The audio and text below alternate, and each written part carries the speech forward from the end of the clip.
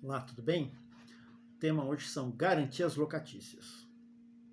O contrato de locação admite a estipulação de garantias. Se não houver nenhuma garantia no contrato de locação, aí o locador ele pode cobrar o aluguel, os demais encargos da locação, no próprio mês de vigência.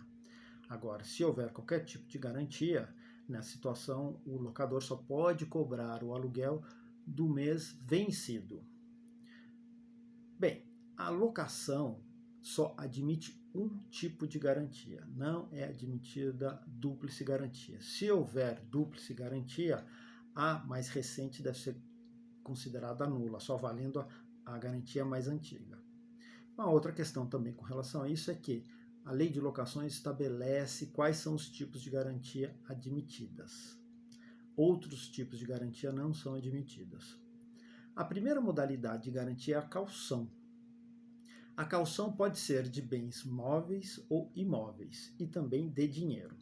A caução de bens móveis funciona mais ou menos como penhor.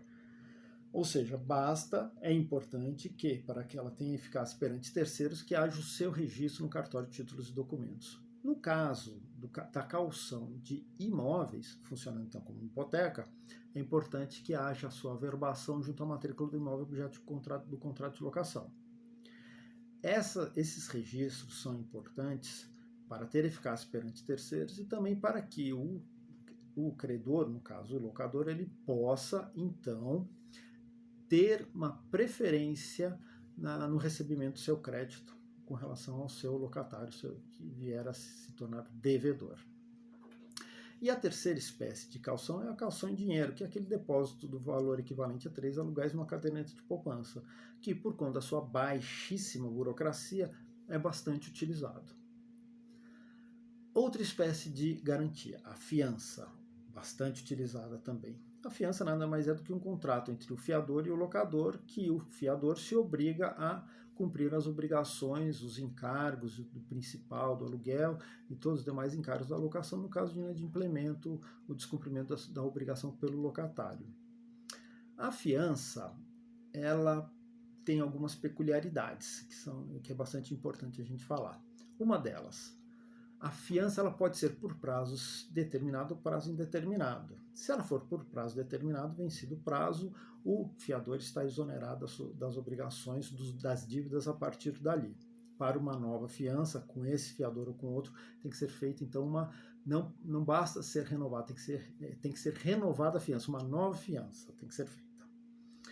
A fiança também pode ser por prazo indeterminado, e a gente entende prazo indeterminado, ou o contrato era por prazo indeterminado, ou ele era por prazo determinado e se prorrogou por prazo indeterminado. Nessas situações, a regra é que o fiador responde até a entrega das chaves. Mas é importante que o contrato estabeleça isso, deixe isso claro, que ele responde até a entrega das chaves. Porque existe o entendimento de que o fiador não responde pelo aditamento ao qual ele não anuiu. Esse entendimento já houve uma evolução com relação a esse, que nessas situações de prazo indeterminado ele vai responder até a entrega das chaves. Assim, para evitar dúvida com relação ao locador, com relação à garantia, estabeleça isso de modo claro no contrato de locação, que ele responde até a entrega das chaves. E é isso normalmente o que acontece. É importante também que o fato do fiador responder até a entrega pelas obrigações até a entrega das chaves, ele não está renunciando implicitamente a se exonerar dessa obrigação. Como é um direito, se ele renunciar a esse direito, ele tem que renunciar expressamente ao direito de se exonerar dessa obrigação. Então, nesse caso, o fiador, nos casos de fiança por prazo indeterminado, o fiador ele pode se exonerar sim dessa obrigação, desde que não haja uma cláusula contratual que ele renunciou a esse seu direito. Então o fiador ele pode sim se exonerar. No caso da fiança por prazo certo, ele não pode. No caso do prazo indeterminado, sim, ele pode. Como que ele tem que fazer? Como o fiador deve agir? Ele notifica o locador. Notificando o locador, ele vai continuar ainda responsável pelas obrigações pelo prazo de mais 120 dias. Esse prazo é diferente da locação, é diferente do Código Civil. No caso da fiança, com base no Código Civil, esse prazo é de 60 dias. Na locação, o prazo é de 120 dias. Então, esse é um detalhe importante. Então, ele vai continuar obrigado por esse prazo aí, sim. desde que, só para lembrar, que ele não tenha renunciado ao direito de se exonerar. Bem, o que é importante isso? Essa foi uma alteração legislativa, porque anteriormente o locador, o fiador, para ele se exonerar dessa obrigação, ele notificava o locador.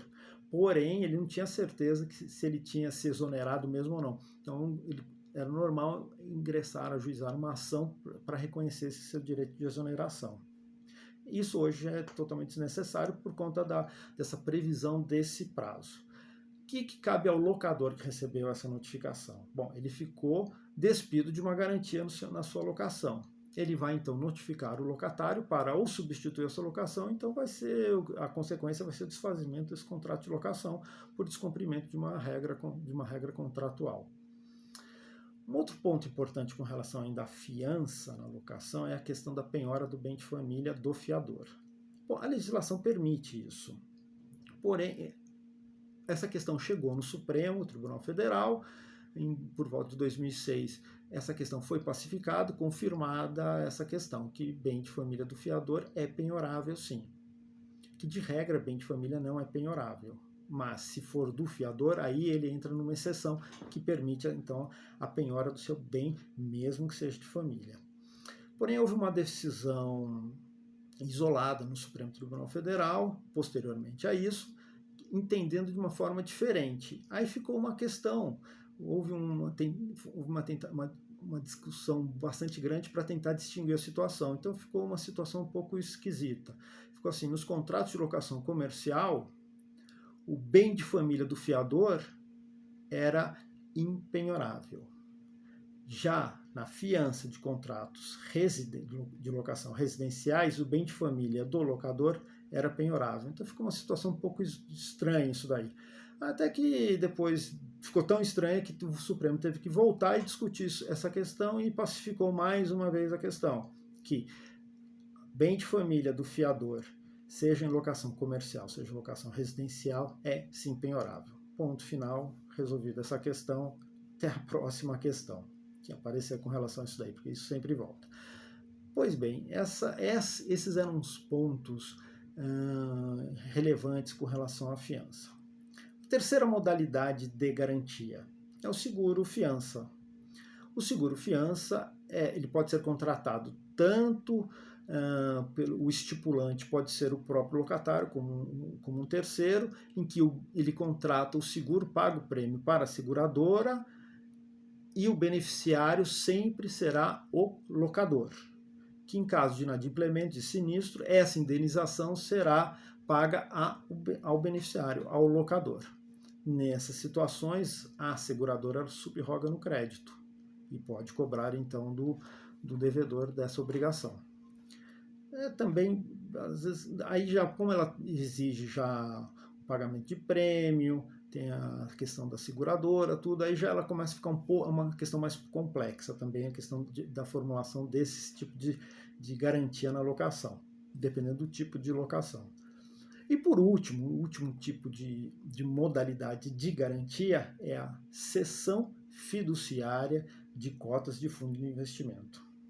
É um sistema bastante interessante, em que o locatário cede fiduciariamente as cotas que ele tem em fundo de investimento para o locador. Então, o locador se torna proprietário dessas cotas desse fundo de investimento, só que é uma propriedade resolúvel. Ela é resolúvel assim: se houver o cumprimento pelo locatário das obrigações na locação, pagou o aluguel, todos os encargos, essa propriedade ela retorna para o locatário. Caso o locatário não deixe de cumprir, aí o que acontece? Essa propriedade resolúvel do locador se torna plena. Então ele se tornará então proprietário em definitivo dessas cotas, desse fundo de investimento. E o procedimento com relação a isso é bastante simples. Se for esse tipo de garantia, é necessário, junto com o contrato de locação, ser assinado um termo de cessão fiduciária dessas cotas desse fundo de investimento e ser levado isso junto ao administrador desse fundo. Caso haja, então, inadimplemento pelo locatário, que é o devedor fiduciante, basta o credor fiduciário, que é o locador, notificar o administrador judicial que houve a mora, que ele não cumpriu essa mora e que, então, comprovada essa mora, cabe consolidar a propriedade dessas cotas desse fundo de investimento, tornando plena essa propriedade, que era resolúvel, se torna definitiva, plena, em nome do locador ou credor fiduciário. Bom, assim, bem rápido, essas são as garantias locatícias. É um tema que suscita muita dúvida. E tentei aqui, de uma forma rápida, explicar cada uma dessas garantias. Bom, espero que vocês tenham gostado. Lembre-se de se inscrever e apertar o sininho e deixar o seu like aí. Até a próxima e obrigado.